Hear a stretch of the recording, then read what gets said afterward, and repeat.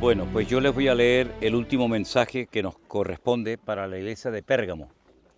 Y teniendo en cuenta de que esto era un gigantesco altar a Zeus, una divinidad griega, pues ahora van a entender un poquito mejor por qué el Señor le dirige a esta iglesia el siguiente mensaje. Escríbele al ángel de la iglesia de Pérgamo, el que tiene la espada aguda de 2 filos, dice esto: yo conozco tus obras y dónde moras, donde está el trono de Satanás, ahí atrás. Pero retienes mi nombre y no has negado mi fe, ni aun en los días que Antipas, mi testigo fiel, fue muerto entre vosotros, donde mora Satanás. Segunda vez que lo dice. Antipas probablemente era el pastor de la iglesia y lo asesinaron aquí, a lo mejor hasta encima del altar. Vete tú a saber. Pero tengo unas pocas cosas contra ti, que tienes ahí a los que retienen la doctrina de Balaam, que enseñaba a Balac a poner tropiezo ante los hijos de Israel, a comer cosas sacrificadas a los ídolos y a cometer fornicación. Quédense con este nombre: Balaam y Balac. Son 2 personas diferentes. Y también tienes a los que retienen la doctrina de los nicolaitas, la que yo aborrezco. Por tanto, arrepiéntete, pues si no, vendré pronto a ti y pelearé contra ellos con la espada de mi boca. Y una vez más, al que tiene oídos para oír, oiga lo que el Espíritu dice a las iglesias. Al que venciere, le daré a comer del maná escondido, y le daré una piedrecita blanca, y en la piedrecita escrito un nombre nuevo, el cual ninguno conoce sino aquel que lo recibe. Entonces, esta es la última iglesia que nos tocaba de las 7. No hemos ido en el orden que aparecen los mensajes, pero eso es lo de menos. Empezamos por la última, la Odisea, y terminamos con Pérgamo.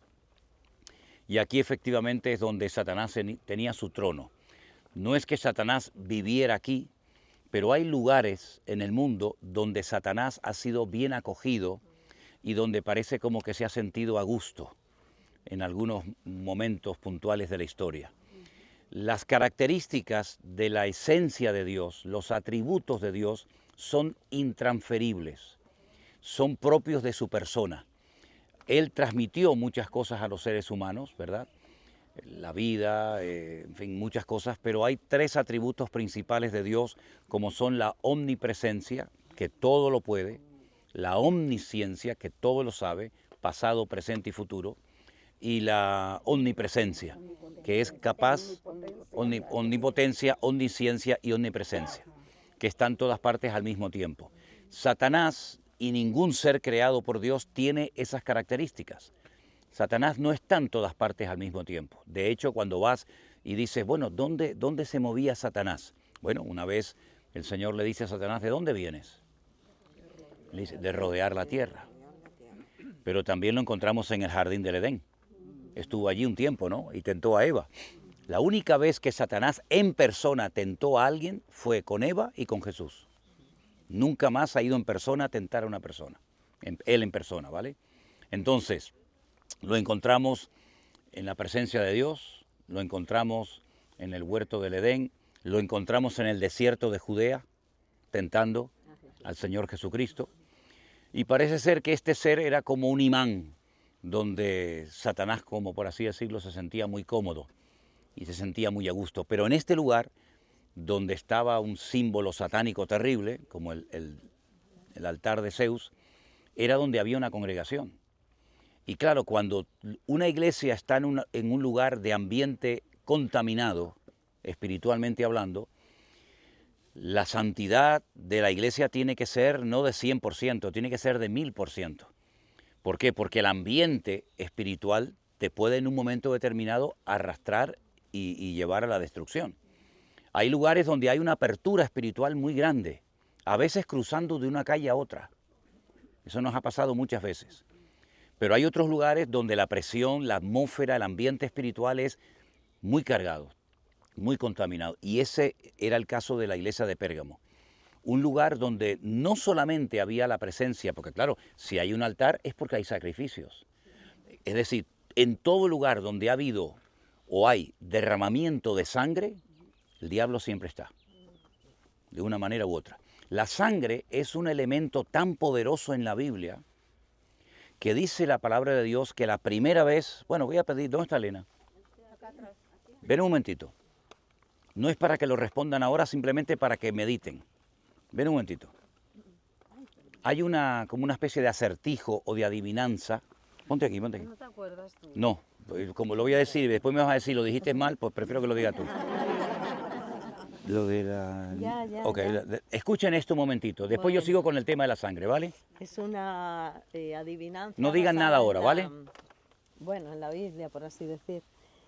Dice que a un niño lo mataron, a un joven lo mataron, su madre no nació y su abuela fue virgen hasta que el niño murió. Repítelo otra vez.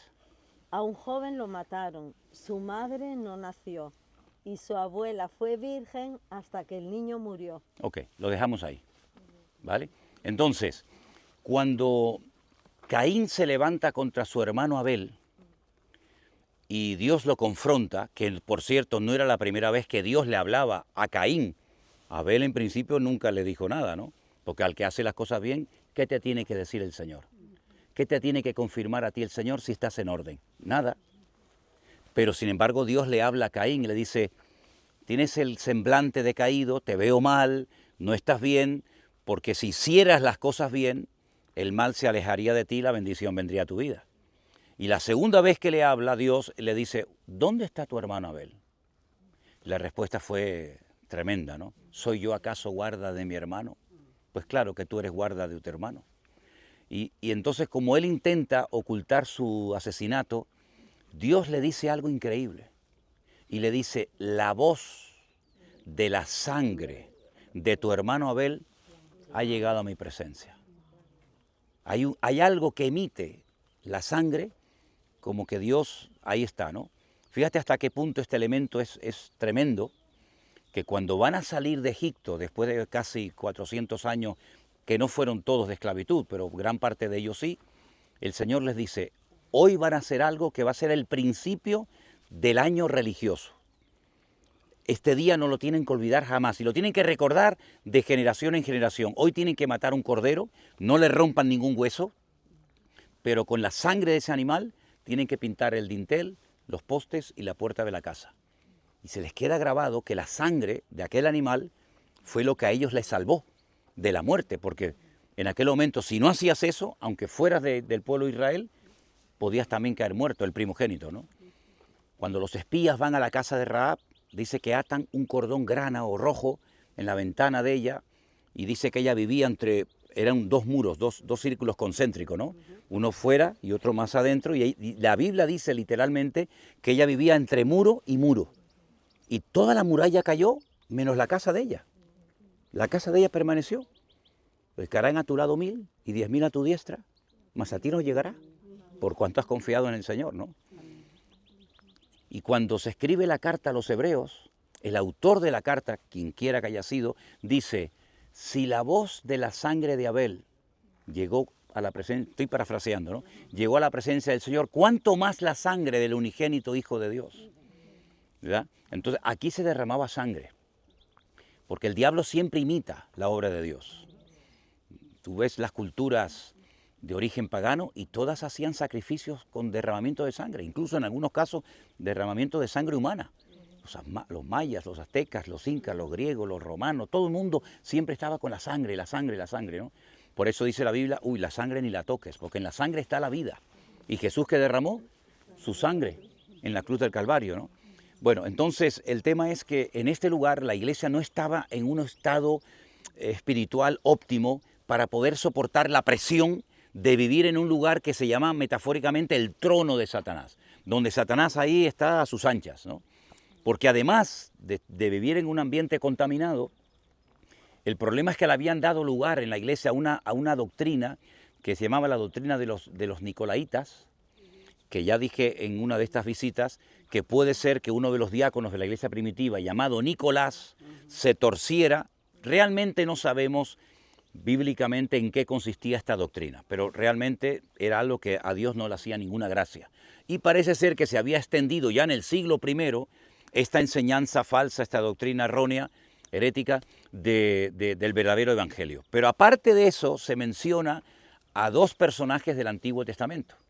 A un pseudo profeta que no era del pueblo de Israel, llamado Balaam, ¿vale?, que fue contratado por dinero por un rey llamado Balac.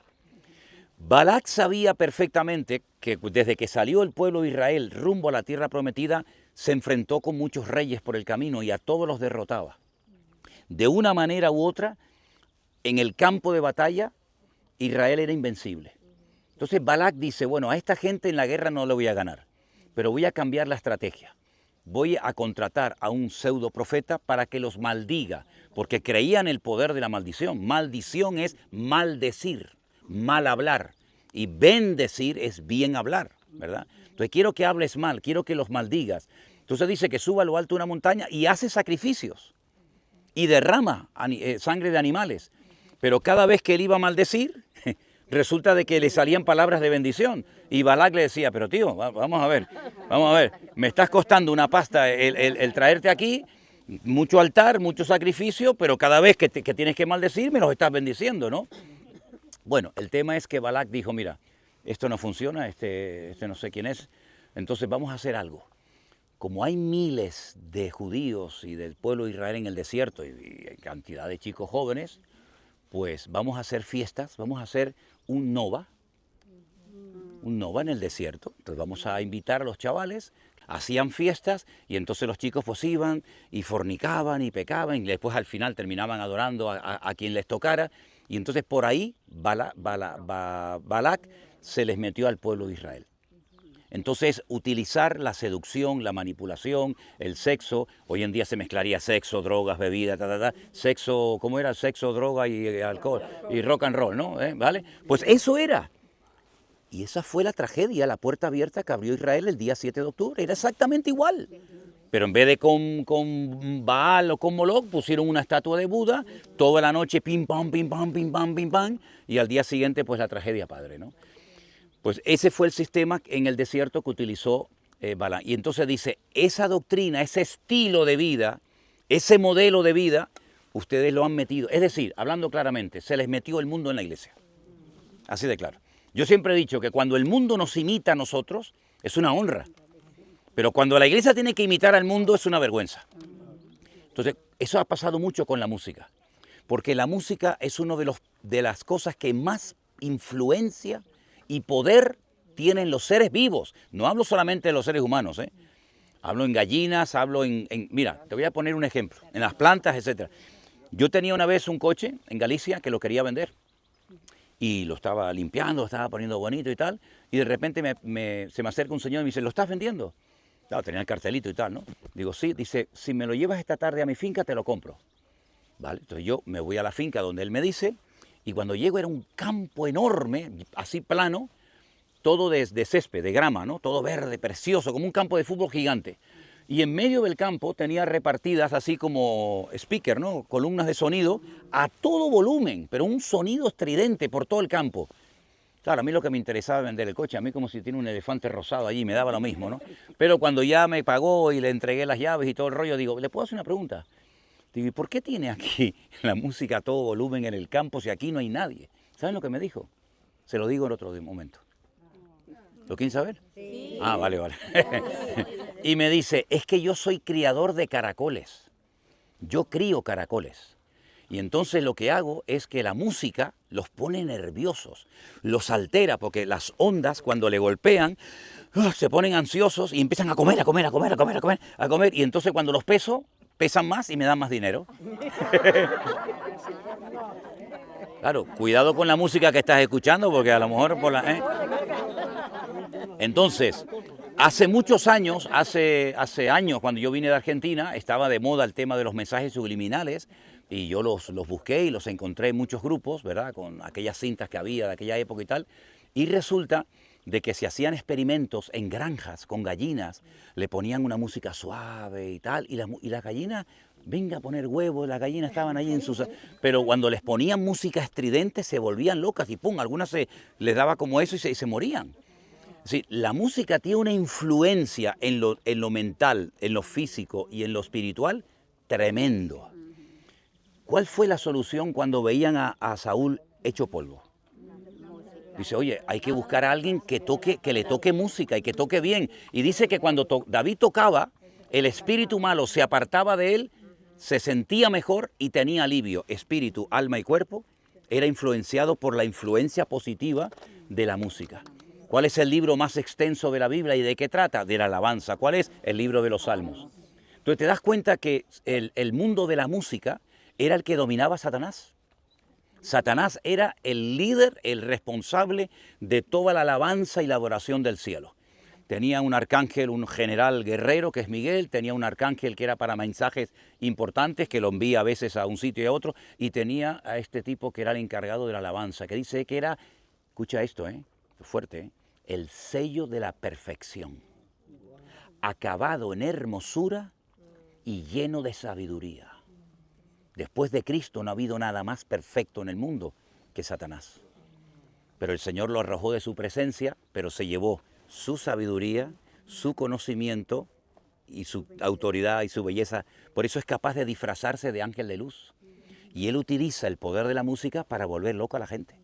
¿Se dan cuenta? Entonces, en este lugar, la iglesia tenía que haber estado en un nivel mucho más superior porque la presión que tenía era brutal. Pero si encima de que viviese en un sitio donde Satanás se mueve como pez en el agua, donde vienen miles de personas a lo alto de una montaña, los famosos lugares altos, porque el altar no está allá abajo, el altar está en lo alto de la montaña, ¿verdad?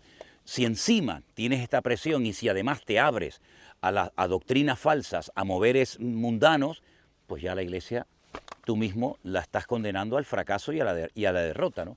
Que fue lo que históricamente ocurrió, ¿no? Entonces la iglesia de Pérgamo también recibió su mensaje. Es que es curioso, es que por muy mal que estuviera la iglesia, el Señor le habló. Para que no digas, bueno, es que el Señor no me habló, no, también te habló a ti el Señor. Le habló al que estaba bien, como los de Filadelfia, como los de Esmirna, y también le habló a esta gente que estaban hechos polvo. Si para que nadie diga, claro, es que tú solamente le hablas a los buenos. Es que en la Biblia, si te pones a mirar, muchas veces Dios le ha hablado más a los malos que a los buenos. Le hablaba al faraón, el faraón de bueno no tenía nada, ¿verdad? Le hablaba a Poncio Pilato por sueños, que dice que tuvo un sueño con el Señor Jesucristo, y entonces vemos que el Señor es un Dios de oportunidades. Le habla a todo el mundo para que nadie diga, es que yo no tuve mi oportunidad. Todas las iglesias que hemos visitado tuvieron su oportunidad.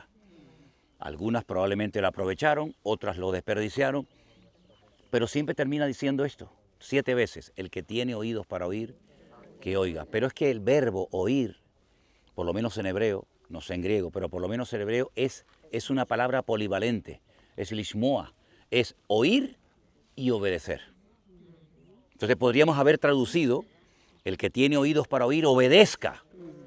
Porque oír, sí, no, yo estoy oyendo, sí, oye, pero no te sirve de nada, querido. Te estoy diciendo, no lo hagas, no lo toques y lo estás haciendo. Entonces no es simplemente que digas, sí, mamá, tío, me oíste, sí, pero ¿y ahora qué vas a hacer? Eso, no solamente es oír y escuchar con atención, sino es obedecer, y la obediencia es lo que abre la bendición de Dios. La obediencia, cuando tú estás en obediencia no tienes ni que pedir cosas. Yo, perdonen que les diga esto, pero a mí hay bendiciones que me han caído sin pedirlas. Ahora, cuando tú estás mal, ya puedes orar, ayunar, reprender, gritar, revolcarte, que amigo, no bien. Pero cuando tú estás en obediencia y Dios lo primero en tu vida, pues todas las demás cosas. Y tú dices, yo mira, me encontré con esta bendición, me cayó me vino esta invitación, se me abrió esta puerta, ¿por qué? Porque estás en obediencia. Y el que está en obediencia, las cosas le van solas. No tienes que dar empujones, ni tocar a la puerta, ni empujar, ni decir, oye, que aquí estoy yo, invíteme, ¿no? Sino que el Señor te va abriendo puertas tú solo, ¿te das cuenta? Entonces aquí tenemos otro ejemplo lamentable de cómo la Iglesia, desde mi punto de vista, no dio la talla. Y entonces, ¿qué ocurrió? Que la Iglesia pues pasó a la historia, pues mira, pues como tantas otras. Y un alemán, como hemos oído hace un rato, pues fue el que vino aquí a hacer el tranvía, el tren para esta gente, y como necesitaba piedra le dijeron, mira, súbete ahí a la montaña que ahí tienes todas las piedras que quieras. Y de repente, ¡pum!, este alemán, Karl Humann, descubrió la ciudad de Pérgamo, que es donde estamos nosotros hoy en día. ¿Qué te parece? Así que cuando vayamos ahora a nuestras iglesias, a nuestros países, oye, tienes mucho que contar, ¿eh? Yo sé que algunos han visto Turquía a través del teléfono, ¿vale? Pero cuando llegues a tu casa, dile, mira, todo esto, pídele a tu pastor. A lo mejor te dice que no, pero tú inténtalo. Pastor, ¿podría dar un resumen de lo que ha sido nuestro viaje a Turquía, explicándole lo de las iglesias aquí? No, muy bien. Pero si te dice que sí, tienes mucha información para poder contar a tus hermanos y contarles que las iglesias del Apocalipsis todas tuvieron su momento, pero que lamentablemente hoy en día en Turquía no prevalece ni reina el cristianismo, sino una religión totalmente opuesta, porque yo creo que no aprovecharon su oportunidad. Seguramente algunos en cada iglesia pasaron a la presencia del Señor, pero lamentablemente vemos que la historia nos demostró que como que el mensaje, pero nunca podrán decir, como dice el Señor al pueblo de Israel, nunca podréis decir que no hubo profeta entre vosotros. Siempre hubo alguien que te habló las cosas, aunque tú pasaste de todo, ¿no? Así que hermanos, hasta aquí hemos llegado, este viaje por las 7 iglesias del Apocalipsis. Parece que no terminábamos nunca, parece que no iba a empezar nunca, ¿no? Pero ha empezado y ha terminado. Oramos al Señor. Vamos a mirar para allá, porque me da rollo orar mirando al altar de Zeus. Vamos a orar para allá, bendiciendo esta ciudad.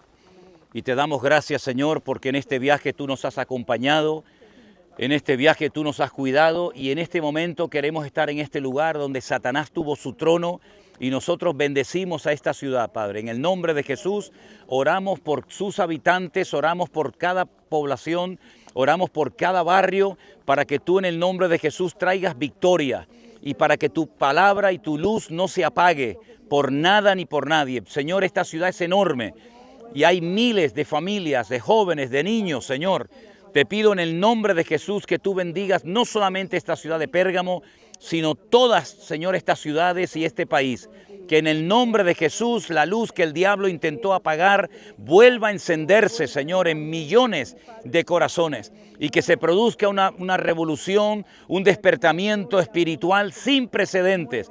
Y que Turquía vuelva a ser una luz en el nombre de Jesús. Que predique tu palabra y que millones de personas de esta nación conozcan a Cristo como el camino, como la verdad y como la vida. Señor, gracias porque tú eres el que has vencido a Satanás y recordamos al enemigo su derrota y tu victoria, Señor.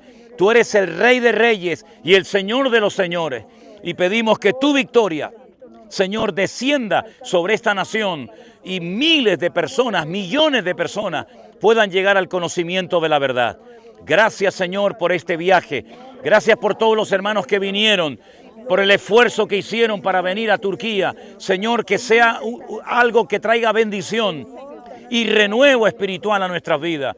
Y que también aprendamos de los errores y de los pecados que otros cometieron para que nosotros nunca los hagamos, Señor. Gracias, Señor, por este viaje.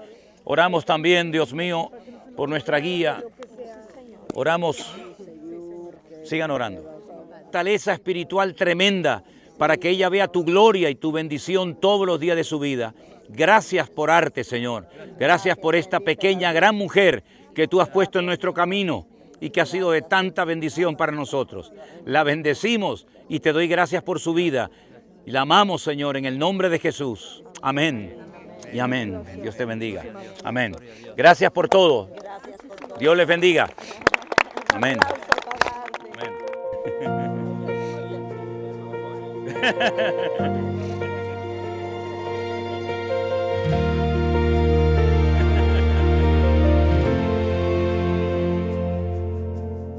Jesús, tú ves la fidelidad en medio de tanta oscuridad, donde la mesa del ídolo quiso apagar mi lealtad.